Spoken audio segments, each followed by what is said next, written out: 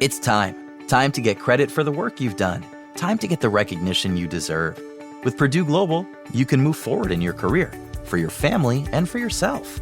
You're worth the investment in yourself to earn a degree you're proud of, a degree that employers will respect.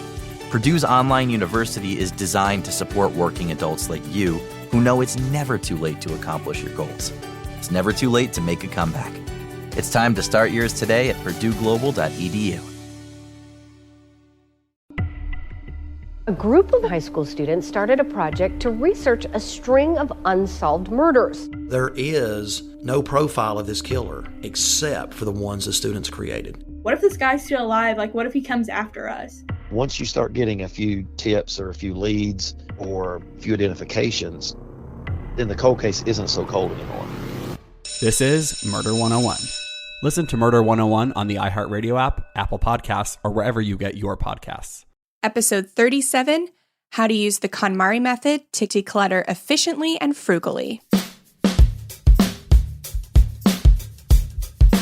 Welcome to the Frugal Friends Podcast, where you'll learn to save money, embrace simplicity, and live a richer life. Here are your hosts, Jen and Jill. Hello, everyone. Happy New Year. Welcome to the first Frugal Friends podcast of 2019. I am Jen. I'm Jill. Welcome.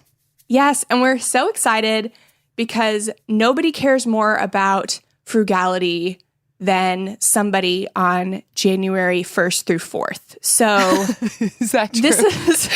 Here's the stats on that. Yeah. Everyone cares about it for the first 4 days of the New Year's. And so we're catching you on the tail end of caring about spending less and saving more. And so we're just so excited to see you out the door on that. Yeah. This is probably the last day of any level of interest you have in this, in cutting out sugar, in exercising, in waking up early. Yes. So while you're still on this kick and you've listened to all of our other episodes in the past 4 days, if this is the last episode you hear from us, we wanted to make it a really good one. So we're talking about the KonMari method for decluttering and how it ties in with minimalism and frugality, because obviously that's what we are all about. So how you feeling about it, Jill? How you feeling about the new year? I'm feeling great. 2019 is going to hold so many good things for me, whether it likes it or not. And I'm excited to talk about this because I think that there's some holes that we can poke at. And I like to poke at holes and make them bigger. Before we started recording, Jill was like, so how pokey can I get into these holes? And she said it less weird than that. But which took us down a trail of talking about Facebook pokes and how complicated those can be. Yes. Anyhow. So needless to say, we are going to poke at some holes, we're going to fill some in, and at the end, we are going to offer you a chance to take some action and hopefully create a more stress-free, organized, decluttered 2019. So that is something we are really excited about. That does sound fantastic. Yeah, but first, our sponsors. And we have a brand new one. I am personally really excited about this for selfish reasons. Here it is. modernfrugality.com. I wonder who came up with this one. Really good person. Yeah. The shop at Modern Frugality has free and low-cost printables, resources, ebooks. It's all going to help you reduce your spending, minimize your stuff, organize your life, and meal plan efficiently. Holy smokes, it has everything. I know. Whatever you're looking for on your path to financial security, Modern Frugality has some of it. You'll have to visit shop.modernfrugality.com to see what it has. Frugal Friends listeners get 50% off your purchase with the code FrugalFriends19. That's FrugalFriends19. Check it out. You get 50% off of some of what it has to offer. Well, you get that amount off of everything it has to offer, but it only offers some things. Yeah. So, full disclosure, Modern Frugality is my relaunched website, and the shop goes along with it. So I wanted to tell our listeners about it because I am doing a real big push to put more printables and ebooks on the shop. So Jen's the brains behind this whole thing. I'm behind some of it. But see, because Modern Frugality only has some of what you need. And you have to check it out to see what that sum is. If you buy from her, you will be lining some of her pockets. Correct. With money. And also some of Uncle Sam's. So, but yeah, so I want to offer 50% off. This code never expires. So whenever you're listening to it, and every time I launch something new, I will talk about it on the podcast. So right now there's products for helping you achieve more minimalism with the KonMari method, which we'll be talking about today. There's some meal planning stuff. There's some financial goal planning, all that. So that's on there right now, and there's only more to come. You're taking up more time than typical sponsors take up. I'm so sorry. You're going to have to pay week more. We've done this one. You're going to have to pay more for this spot. Okay. We'll negotiate after. Okay. All right. So our second sponsor needs just as much time, though it won't get it. New Year's resolutions. Tired of those 5 pounds of cookie weight you put on in 2017? With 2018 dead and gone, now is definitely the year you're going to get your life together. You said you were going to do it last year, but we know you were actually just waiting for this year to make all your goals and dreams come true. So if you're ready for exciting changes in your life, make a New Year's resolution. It's not as good as a plan, but it's fun to think about. Oh, goodness. Resolution versus plan. You're right. I've resolved. You've done nothing. But resolve. But you haven't even resolved it because it's not resolved yet. Oh, yeah, good boy. luck deciphering that one. We should move right along. Otherwise, people are going to be so discouraged. Yeah. So if we haven't lost you yet, we're talking about the KonMari method. And we've got a few internet gems that are going to help you work through it. But we also wanted to preface with, so a lot of people can be intimidated by the KonMari method because it's very rigid. But we wanted to give a space for flexibility and modification in that method. So that's kind of where we sit on it. Yeah. Especially because, so I read the book last year and it totally got me on fire for minimalism and decluttering, all that stuff. It really did put me down like a new life path. It didn't make me declutter crazy, but it definitely inspired these things in me and got me thinking more about it. I do remember I saw you. I think you finished the book on the plane as you were flying to see us. Yes, and I so did. You were all hopped up on some KonMari magic.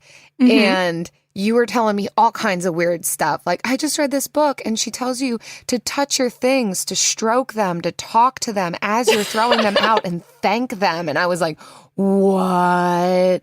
And I took it with a grain of salt. I was like, okay, Jen, that's what you read. It's important to stay up on the trends. But what did you think about it? Because I'm just like, are you touching and stroking your things as you say them farewell and thank them for what they did for you? What's your take on this? And I think at the time you were like, I see some merit to it. Yeah. And I feel the same way right now. Like I see 90% of it is merit, and 10% of it is weird. And so that's, I think, how you should maybe view all things in life. Yeah. So, but I also want to preface in saying that, what Marie Kondo does, she's like a freaky professional who loves this stuff. And houses in Japan are an average of 1,300 square feet. Yeah. While everyone over in the US is like, I don't know about decluttering. And we also have house sizes about 2,500 square feet. So double, you'd be doing another house almost with the average Just size average that we U.S. have. house size compared to average Yeah. house size in Japan. So, which I have been curious about as I've read through some of these articles, even about the KonMari method, is just what are some cultural differences that we might see emerge in here? And I think that's one of them. Yeah, I think we can get, with anything, we take things at face value, what we read or what we hear, and we don't think of the context from which they're coming from. So I think it's important to look at all of this in the context of Marie Kondo is super passionate about decluttering and tidying up, as she calls it. All the people she works with are working with a professional who's done this many times before, and they are all in houses or apartments half the size of what we're dealing with over here. So with that being said, let's get into the KonMari method for an predominantly American audience. Yeah. I mean, who knows who's listening to us? There's no way of knowing. There is. I mean, we have stats on our host. Yeah. Okay. Well, anyway, our first article is from Get Rich Slowly. And this is a really well-known personal finance blog from J.D. Roth. And it's called My Experience with the KonMari Method and the Life-Changing Magic of Tidying Up. What'd you think about it, Jill? Yeah, I thought that they did a really good job of highlighting the book, which is perfect for me because, full disclosure on my end, I have not read the book. I've heard a lot about it, and I read articles like this. So for me, this is helpful to just get a snapshot of what the book is and what Marie Kondo recommends that you do in your decluttering goals and process. Yeah, I think you don't have to read the full book to get the idea. I think reading it is definitely beneficial if you want to do it. Yeah. But you definitely don't have to read it. And J.D. Roth actually also read the life-changing manga of Tidying Up, which is the comic version, manga version of the book. So if you're not super into novels or words, you can pick up the life-changing manga of Tidying Up. There are pictures. Get the same info. Yeah. But yeah, he goes through it just like the book. And I think we should just start from the top. Yeah, let's go through it. So Yeah. one of the things that, and again, he's highlighting for us what the KonMari method is, what it does. So one of the tips is to start by visualizing your ideal lifestyle.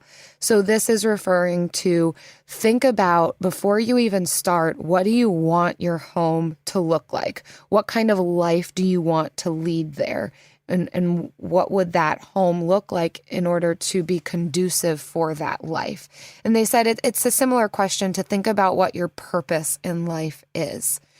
I think it's worth asking. What are your thoughts on that, Jen? Start by visualizing your ideal lifestyle. Well, yeah, because we do the same thing when we're talking about personal finance or frugality. Yeah. You start with your why.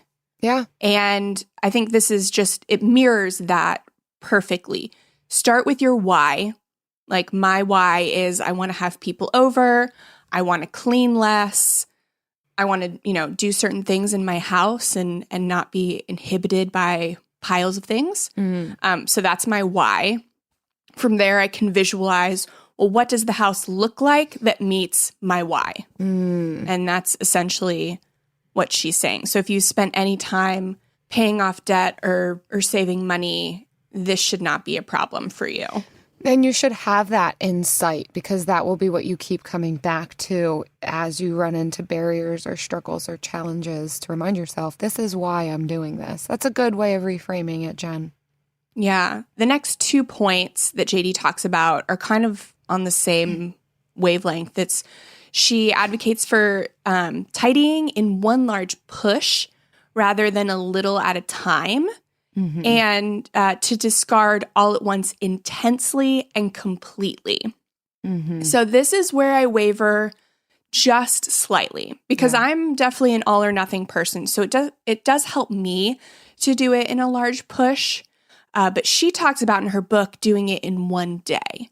Yeah. And for most people, that's not feasible. Especially if you're not paying an expert to come over and help you go through these processes quickly. I like the idea of going through as much as possible in maybe a 3-day weekend, or starting Friday night and going through Saturday and Sunday, or making it like a month-long challenge, like trying to keep it within a month so you don't lose steam. Right. And so it's still a large push, but it's not as rigid as Marie does. Not to mention that can be so daunting. And if something seems impossible, then we're not going to do it at all. Exactly. So, okay, there may be some people out there who could do that all in one fell swoop, but most people are not going to be able to fit that into their working, parenting lifestyles. So this is one hole that I'm like poking at a bit.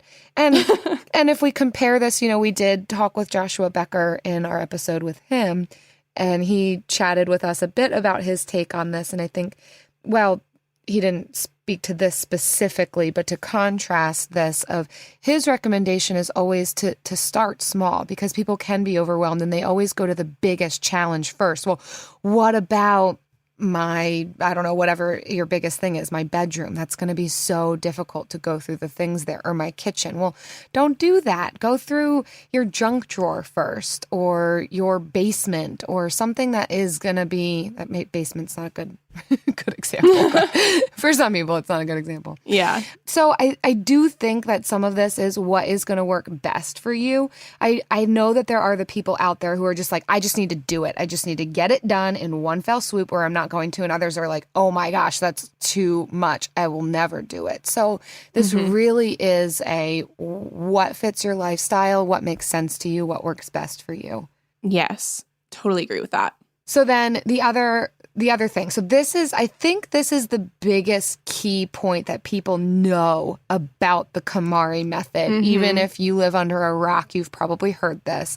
It's probably also the biggest hole we're going to poke. Yeah, we're going to start poking at this thing hard, and then pulling apart the area that we poked. Okay. So weird. Keeping a bad visual. Let's move away from that. Keeping only the things that spark joy. So this idea in the KonMari method is that you will basically, in any room or any category that you are going through things, you pour it out onto the ground, and then you just start to go through, and you lift it up in front of your face. And if it sparks joy, you keep it. And if it doesn't spark joy, you discard it. And you are going solely based off of what your emotions are telling you in the moment of whether or not it's sparking joy. That's how you declutter. Yeah, which implies that things can spark joy, which we don't completely agree with. And we'll talk more about that in our next article. I get what she's saying, and I can track with her, but I think that she views things differently than we do. Possibly. Yeah. Yeah. And it can be a good filter or framework, but there's got to be a bit more around it than just that. And so, yes, we'll talk about that more, but that is part of this KonMari method and probably the biggest foundational thing. Does it spark joy? I mean, she also talks to her clothing and strokes it. And so I definitely think she views things differently than we do. But we'll get into that further down. The next thing is something I really agree with, and I can really get on board with, is to tidy by category, not by location. Yeah. And if you are tidying by location, it's very easy to miss things that might be duplicates that are stored in different rooms. But if you're bringing categories together, there's no way that you can miss duplicates. And that is something, especially for miscellany, is very important. And for clothes as well, that's important. Tip. I think that is how I declutter. I never would have put words to it. But yeah, it makes sense to just do clothes. Don't just do your whole bedroom.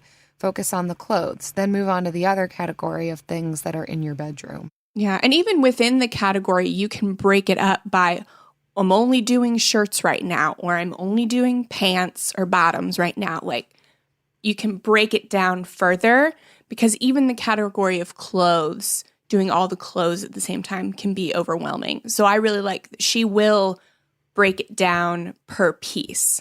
Yeah. Okay, so then another part of this method is regarding discarding and storing. So she's saying only after you've finished discarding your things, and that can mean anything, donating them, giving them away, selling them, or literally trashing them if they are just trash. Like, the thrift store doesn't want your trash, and neither do nonprofits. There's a little plug. Only then is it okay to store your items, and finding a good place to put them.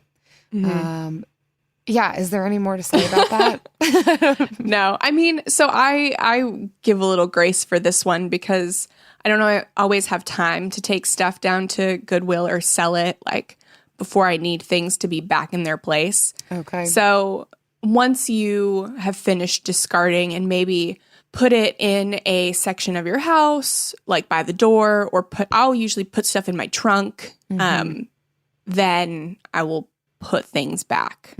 So that's kind of how I do it. Okay. Yeah. And then the final thing of this article, essentially she says, after you discard, make it easy to maintain. So there is no need for pricey storage systems, to use what you have for storage and organization. I love how frugal she is in her thoughts towards storage and organization, because she'll use empty boxes, or she'll just fold things in a way where they don't need storage bins or separators. So she's so frugal in that. And she says, the important thing is not to have a great organization system. The point is to make it easy to put things away. So to have everything has a place, so you don't need to think about where things go. So when you're just day-to-day tidying up, you can literally just put things where they go without thinking, because the less you have to think, the easier it is to maintain, and the longer you will maintain it. And the more you have to think about the important things. Brain space for the important things. I wanted to poke a hole in this at first, but after I thought about it, I started to agree. She says to focus more on the ease of putting things away versus the ease of getting them out. And I was like, isn't that kind of the same thing? But then as I thought practically for myself, I realized it's not quite the same thing, that it is usually more complicated for me to put something away than it is to get it out. And this is what she's saying, that if you want something, you're going to go get it from wherever it is. Usually where the problem comes in is if it's hard to put it away, then you're not going to. You want to be able to put your coat easily away into the closet. Don't worry so much about the accessibility in getting it out, but will you put it away quickly? And sometimes it will work both ways really well, but focusing more on will you be able to put it away rather than will you be able to get it back out? Yeah. And the purpose of decluttering is to make things easier to put in and out.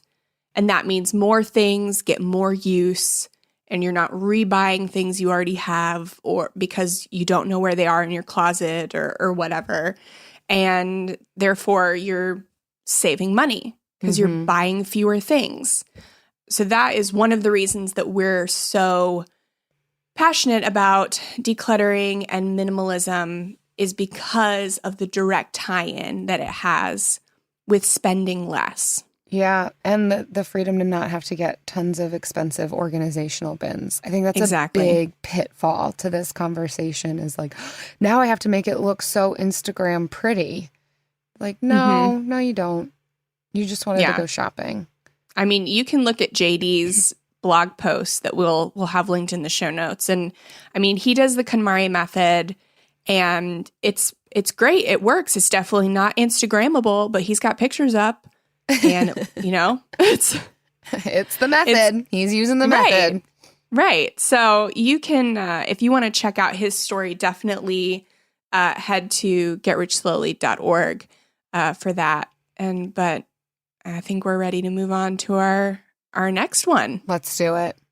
We know New Year's resolutions often don't stick. In fact, on average, they last around 30 days. So if saving money is on your 2024 resolution list, here's a foolproof way to stick to yours. Switch your phone provider to Mint Mobile. For a limited time, wireless plans from Mint Mobile are $15 a month when you purchase a 3-month plan. That's unlimited talk, text, and data for $15 a month. For those of you paying close to $40 a month for just one phone line, this means a savings of $300 over the course of the year. We especially like Mint because all plans come with unlimited talk and text and high-speed data delivered on the nation's largest 5G network. To get this new customer offer and your new 3-month unlimited wireless plan for just $15 a month, go to mintmobile.com/frugal. That's mintmobile.com/frugal. Cut your wireless bill to $15 a month at mintmobile.com/frugal. Additional taxes, fees, and restrictions apply. See Mint Mobile for details.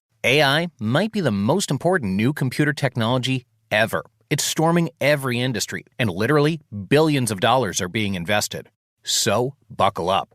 The problem is that AI needs a lot of speed and processing power. So, how do you compete without costs spiraling out of control? It's time to upgrade to the next generation of the cloud, Oracle Cloud Infrastructure, or OCI. OCI is a single platform for your infrastructure, database, application development, and AI needs. OCI has 4 to 8 times the bandwidth of other clouds, offers one consistent price instead of variable regional pricing. And of course, nobody does data better than Oracle. So now you can train your AI models at twice the speed and less than half the cost of other clouds. If you want to do more and spend less, like Uber, 8x8, and Databricks Mosaic, take a free test drive of OCI at oracle.com/strategic. That's oracle.com/strategic. oracle.com/strategic. So this one is 5 life-changing lessons the KonMari decluttering method taught me. And this is from happier.com. Yeah. The first one is that joy is simple but powerful. So she's definitely on board with this whole, does it spark joy? She thought that it was a very good filter for deciding, should I keep this? Should I not? It was very clear to her immediately when she held things up whether or not it sparked joy. And I think a good key in this one is using that method to also get rid of guilt that we might feel in throwing things away. So I did understand this point of, okay, you might hold up a dress and be like, oh gosh, I never wore this. I feel guilty about getting rid of this because I thought that I was going to wear it to all these things. And so then the KonMari method would argue, well, at one point it brought you joy. And so be grateful, thank it, stroke it for the joy that it brought you at that one time in the store and get rid of it. So there's a freedom that it can bring, but there's a big hole there in my mind with that. Yeah, I wanted to find something that talked about, that agreed with her method just to put it into perspective. But I think I could translate joy to value as well. When I look at my clothes and I'm deciding what to keep, I can say, do I value this right now?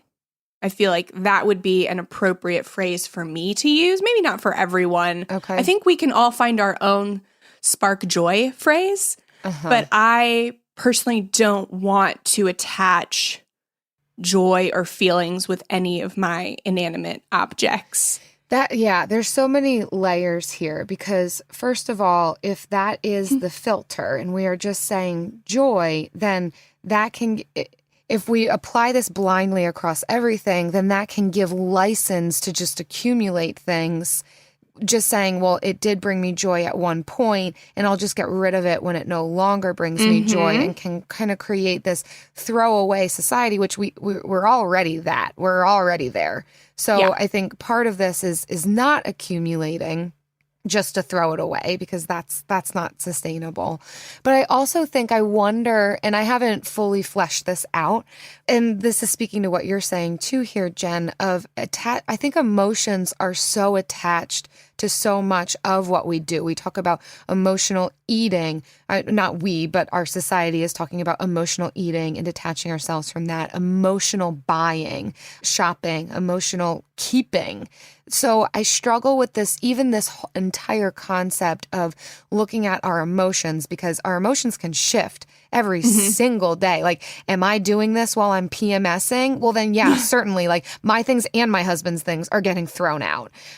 Or am I doing this when I am in a super happy mood? Well, then most things are going to be kept because everything is so enamoring to me. So to be led by emotions in that way, to me, it's not a good filter on a so true. lot of levels. But then also, like you said, to attach that to inanimate objects, like the things that bring me joy, and joy is it's such an intense word too. We're not just talking happiness. Like, joy is a much deeper thing. And to say that an inanimate object is bringing me this like deep joy in my soul, I'm a little bit scared of that happening. I don't want to be that attached to my things. I want to be able to let go of, anything that's cluttering my life, whether or not it brings me that joy. I'm concerned about the emotional attachments and why I might keep things versus get rid of things.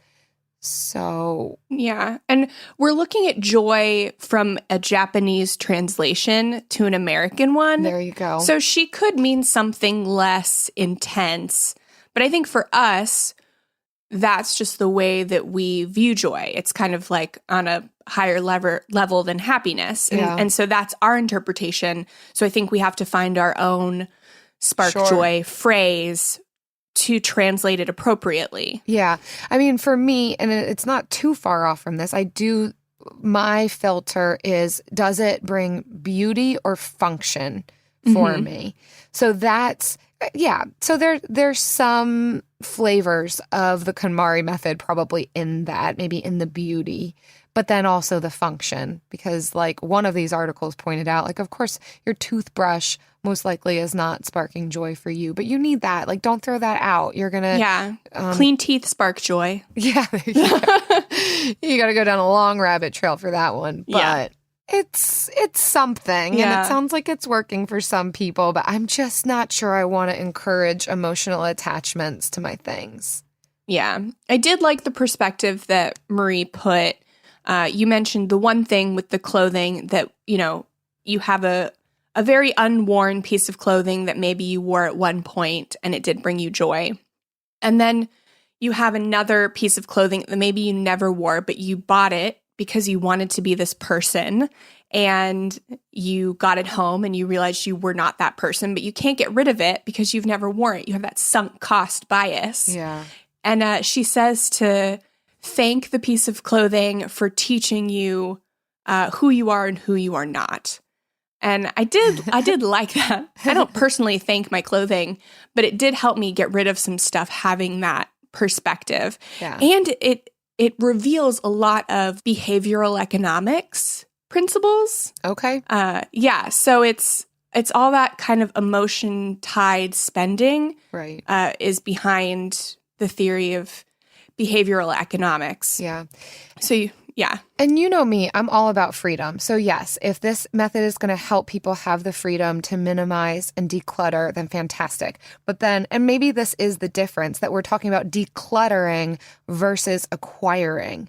Because I think in decluttering, okay, does it spark joy? Get rid of everything that doesn't spark joy. But I don't think that question can be applied when you are purchasing things then. Yeah. Because then that is how you can get in that rut of collecting. Well, it sparked joy in the store. Well, isn't that everybody's problem? It looked great in the dressing room, and you get home, it's like, what the heck happened? Because this is not the dressing room anymore, and this color looks awful on me. Yeah. So it takes away a lot of guilt from previous purchases made. Right. So I think that's a good thing. But you just look at it on your own and decide for yourself. These are just what we think. Yeah. So no shaming if you do love the KonMari method. I love a lot of the principles of it. Yeah. So that's why we're talking about it. Yep. Speaking of emotions, one of the life changes that she talked about is we don't hang on to things. We hang on to emotions attached to those things. And that is a really powerful mantra when you are decluttering. Yeah. And that is, I think, ties back to maybe both clothing things that Jill and I were talking about, like buying something because you want to be this person. Yeah. And maybe that person is not the right person for you to be.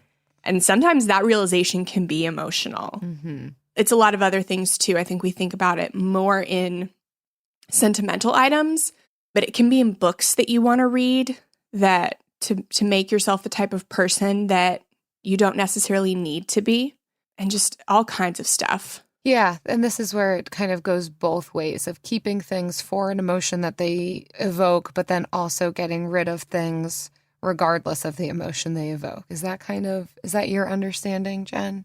On this one? I think she really wants to convey that memories and emotions live inside us, and that we don't necessarily need a physical, tangible thing whose only use is to help us remember that thing. Okay. And yeah, so it goes, I think it can go into every room in the house, every category can hold this kind of emotional bond in one way or another. Mm-hmm. Like I have this kitchen aid, what is it? Like it chops things. God, I use it so little, I don't even know what it's called. A food processor. And I got it. I registered for it for my wedding because I wanted to be the person who used a food processor. Uh-huh. And it turns out I am not the person who uses a food processor. Yep. But I am emotionally attached to it because I still want to be that person. Yeah. And we talked about that in the Joshua Becker episode too, which is funny to put, or interesting to put these two up against each other and look at the similarities and the differences and kind of the recommendations and tips that they both give. And there's good things that we can pull out of all of it. But I think just like anything, we don't have to listen to one voice in this conversation. We can pull on all the wisdom and find what works for us.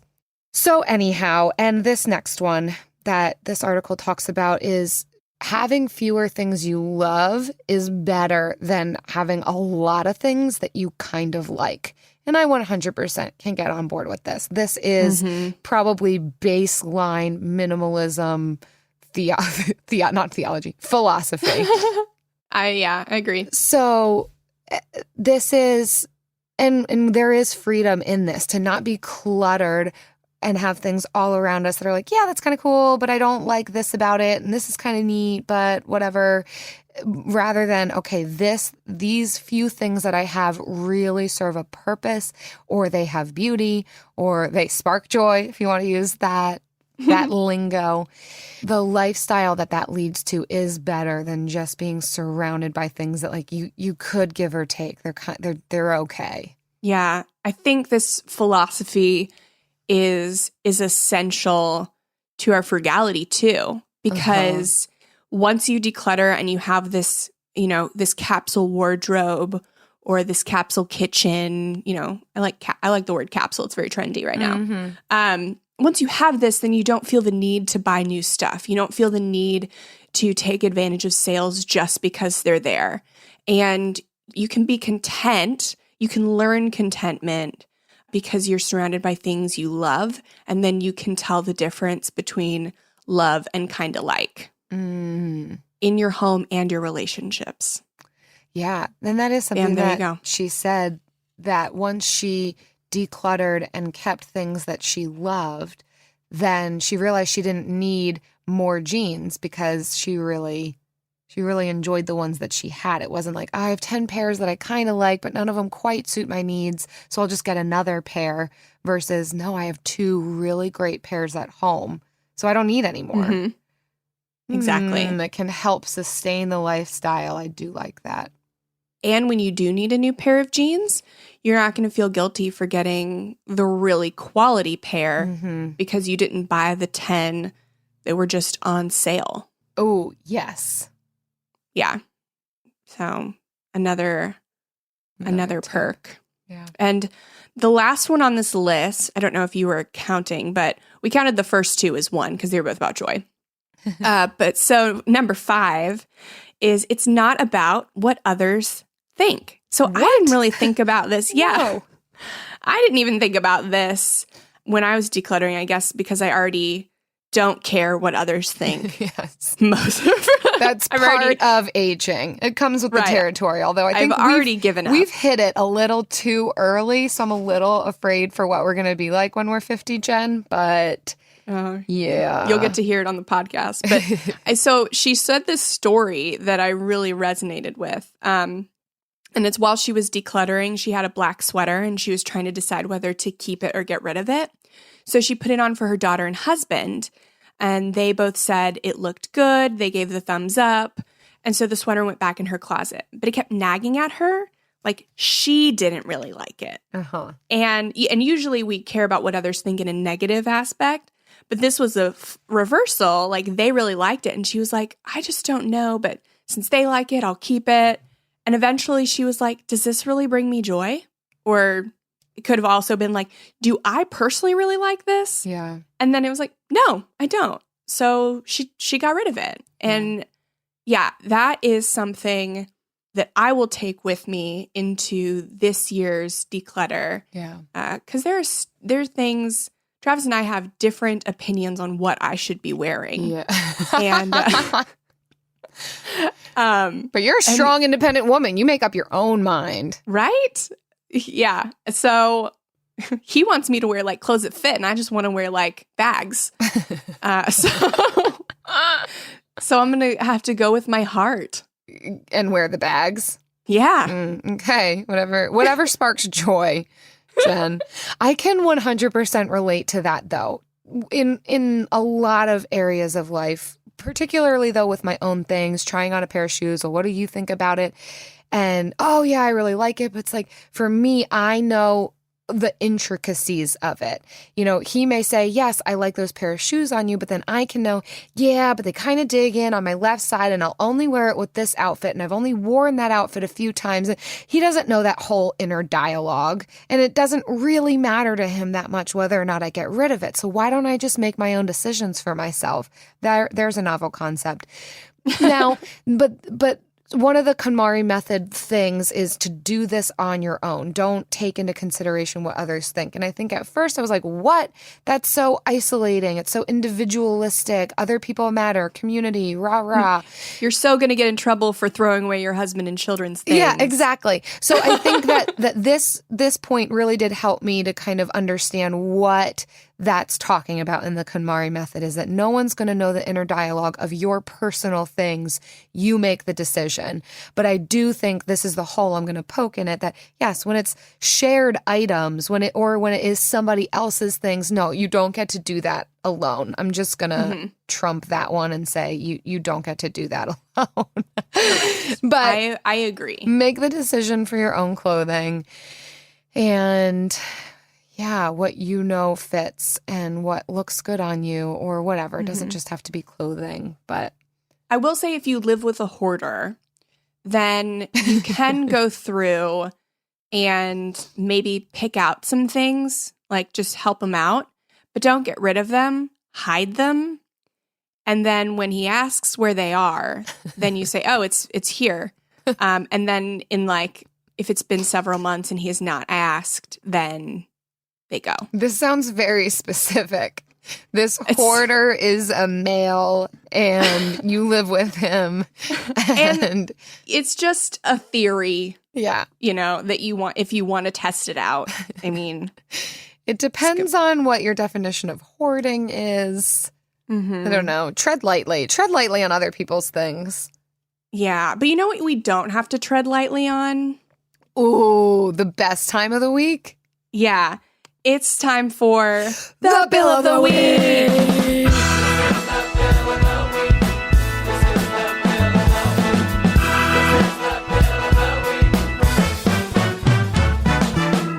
That's right. It's time for the best minute of your entire week. Maybe a baby was born and his name is William. Maybe you paid off your mortgage. Maybe your car died and you're happy to not have to pay that bill anymore. Duck bills, Buffalo Bills, Bill Clinton. This is the Bill of the Week. Hi, My name is Tyler, and my favorite bill is my mortgage. That is really weird, I know. But because I am a first-time homeowner, and I just bought my house in September, it is still my favorite bill as of right now because I'm making changes to my house. It's something that I can call my own, and it's something that I'm extremely proud of. So I would have to say it's my mortgage. All right, thanks. Awesome, Tyler. Yes, this is a perfect bill for today. I thought they said luggage at first. And I was like, okay, this is interesting. Let's talk about that. And then I realized it was mortgage, and that does make sense. There's something to be said about the pride in home ownership and responsibility and even being able to pay that bill. Yes, there's so much wrapped up in there. Congratulations. I love my mortgage. I love being able to put extra money towards the principal of my mortgage. I know Joshua Becker and I geeked out about this when he was here. But that is an empowering feeling, knowing how much money you are saving. Or like Tyler, who's doing renovations on her house right now, like how much your value of your home is going up just because of the things you're doing. It's so empowering. So, Tyler, thank you so much for that bill. If you've got a bill that you'd like to tell us about, please visit frugalfriendspodcast.com/bill and leave us one. We love hearing all of your bills. Yes, we do. Yes. It's our favorite part of the week, like we said. Always. Always. And we did actually we got our first robocall on the hotline this week, asking us about like back braces or something. I don't know. But yeah, so if you're not calling, somebody else is, but we can't use those bills because they're clearly not about bills. So we need you to provide. Step up. Yes. It's never too late. Never too late to earn a degree. Never too late for a comeback. Between your busy career and taking care of a family, it can feel like there's never a good time to go back to school. But your time is now. Time to start your comeback with Purdue Global. As Purdue's online university for working adults, Purdue Global is dedicated to supporting adults like you who know it's time to earn the recognition you deserve. You have the experience, you have the knowledge, it's time to get credit for the work you've done. You can balance work, family, and everything in between while earning your degree. It's time to move forward in your career, for your family and for yourself, with a degree you're proud of, a degree that employers will recognize and respect. You're worth this investment in yourself to earn a degree you deserve. It's never too late. Never too late to go back to school and come back stronger with an education you can trust. Now is the time for your comeback. Start yours today at purdueglobal.edu. We all agree that reducing carbon emissions is a good thing. And once again, Toyota is leading the way. We hear a lot about fully electric vehicles, and Toyota has them, with more on the way. But we also know ABEV is not for everyone, whether it's because of cost, range, or concern about finding a charging station when you need it. Plus, the raw materials used to manufacture batteries are limited. Enter Beyond Zero, Toyota's vision for a carbon-neutral future. In vehicles and in manufacturing plants, too, in the years ahead. The materials used to make just one long-range battery for an EV could be used to make batteries for 6 plug-in hybrids or 90 gas-electric hybrids. That's why Toyota's position today is electrified, diversified, empowering you to choose how to reduce your own carbon footprint with the vehicle that's right for you. A hybrid, plug-in hybrid, or battery EV. So, shop. Learn more and get details at toyota.com/beyond zero. Toyota, let's go places. All right. So we've talked all about this KonMari method, and we really want to, do it ourselves. Well, me more than Jill, because I actually have 1,300 square feet to declutter. And then, and also give you guys the chance to join in with us. And we're not going to do it all in a day because that's daunting. Ain't nobody got time for that. No. But we're gonna try it out over 31 days. I like it. Yeah.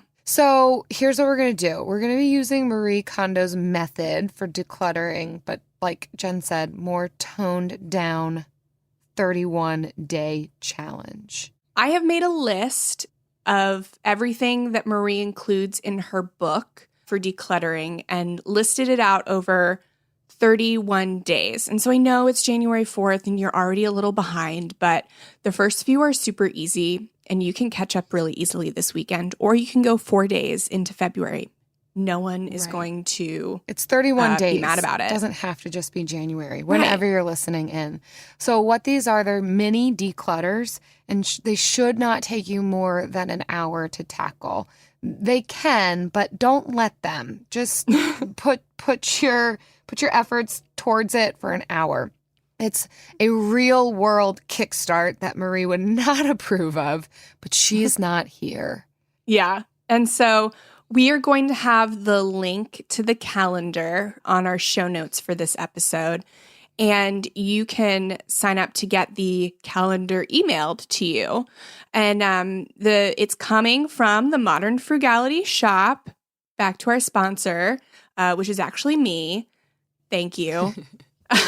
So, and we also, if you don't want to do a month long, but you would rather do maybe a weekend, the shop also has a free weekend starter challenge, and you can get that for free. It's called the Weekend KonMari Challenge Guide. So we are going to do the 31-day here. There's also a 2.5-day challenge. So whatever you want, you can find it there.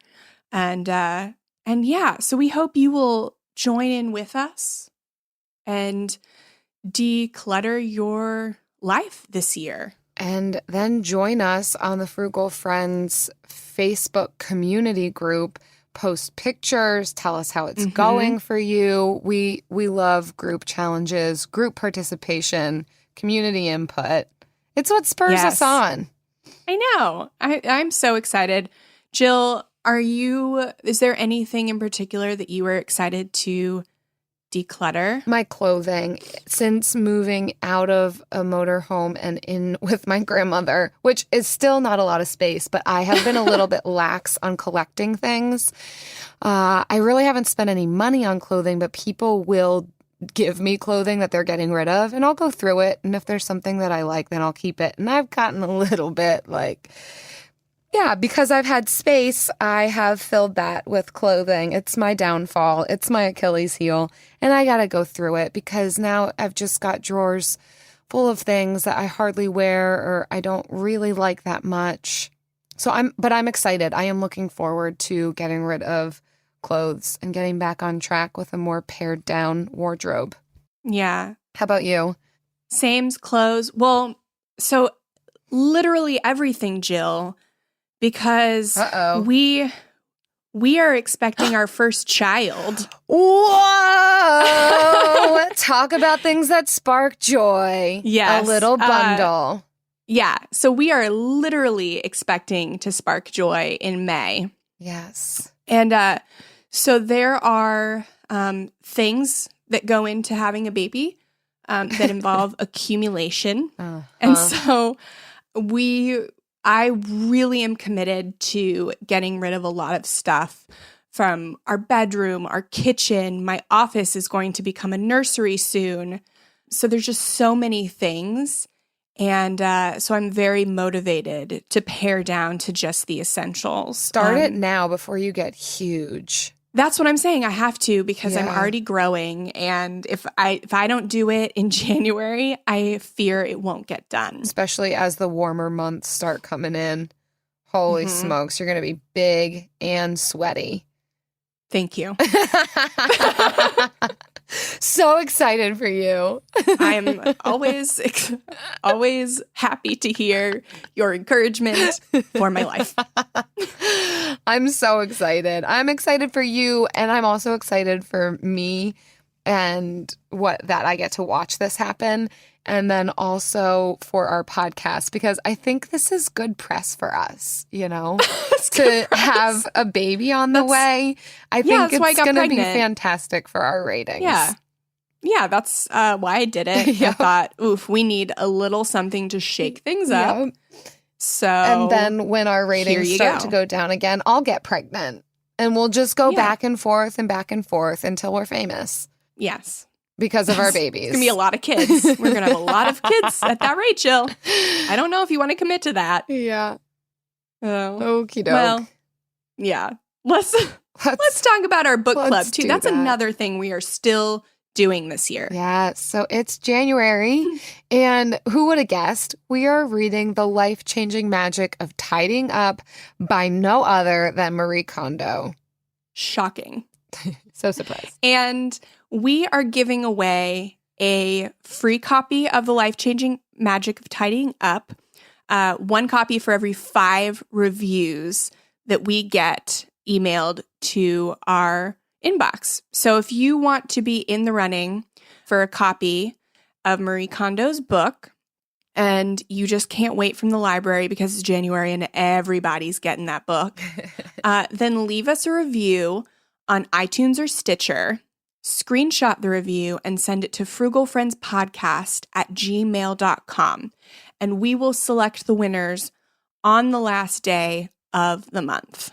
And if you guys need an example, because I know you always do, you beg us for examples. How do I do a 5-star review? Well, it means that you click 5 stars. And first step. Then you write something along the lines of this. This one comes from Profanograms. Frugal Fun Friends. That's the title. Jen and Jill are the fun friends that we all wish we had with us every day. I love that it feels like you're hanging out with 2 best friends who understand the struggle of being a young person, dare I say millennial, with student loan debt and trying to overcome/deal with pressures from society. Fridays have become even more special because these 2 ladies let it drop every week with a dope new podcast. Never disappointed. I highly recommend this podcast. You will fall in love with them just as I have. If you like money, minimalism, and fun people, this is going to be your jam. And then it finishes with some emojis. Oh my gosh, she said dope. Or he. Whoever. Profanogram, she or he said dope. They said that they love us. They said that we are best friends. They threw around some really great words. So that's a good review. And you guys can all try to top it. That's fine. You can try to outdo that one. That's fantastic. And you might even win yourself a book for doing it. So come on. Why not? Let's do it. Pull that car over and write this review. Yes. All right, y'all. As always, thank you for hanging out with us. We wish you a happy, healthy, and frugal new year with less clutter and more fun and maybe a baby or 2. We will see you guys next week. Bye. Frugal Friends is produced, edited, and mixed by Eric Sirianni.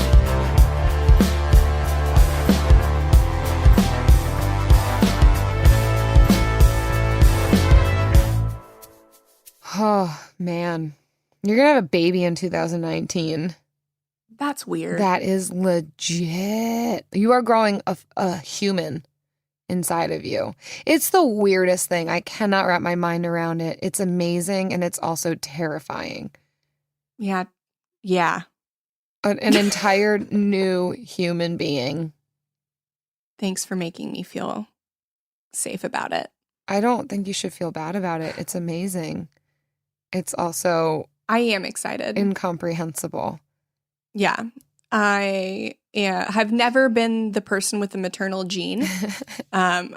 I've never gone up and grabbed babies or touched tummies. Or stroked them and thanked them for the joy they've brought to you. No, never. So I am interested to see how I will interact with this child. But I think Travis and I are pretty cool. So I think whatever we produce, I'm going to like. Yeah. And I'm going to think it's pretty cool. Let's plan on that. Yeah. So I look forward to meeting our future little one. Me too. Whatever it may be. He or she's going to be a little frugal friend of ours. Tiny frugal friend. tiny friend. Okay. Done. A group of high school students started a project to research a string of unsolved murders. There is no profile of this killer except for the ones the students created. What if this guy's still alive? Like, what if he comes after us? Once you start getting a few tips or a few leads or a few identifications, then the cold case isn't so cold anymore. This is Murder 101. Listen to Murder 101 on the iHeartRadio app, Apple Podcasts, or wherever you get your podcasts. Discover the heartwarming and hilarious world of sibling connections on Sibling Revelry with Kate Hudson and Oliver Hudson. Dive into family tales, explore the human mind, and laugh with guests like Joel and Benji Madden. It's more than a podcast, it's a celebration of the ties that bind us. And it's fun because we've decided to open it up to really like all kinds of different siblings. And it's going to be an awesome season. Listen to Sibling Revelry with Kate Hudson and Oliver Hudson on the iHeartRadio app, Apple Podcasts, or wherever you get your podcasts.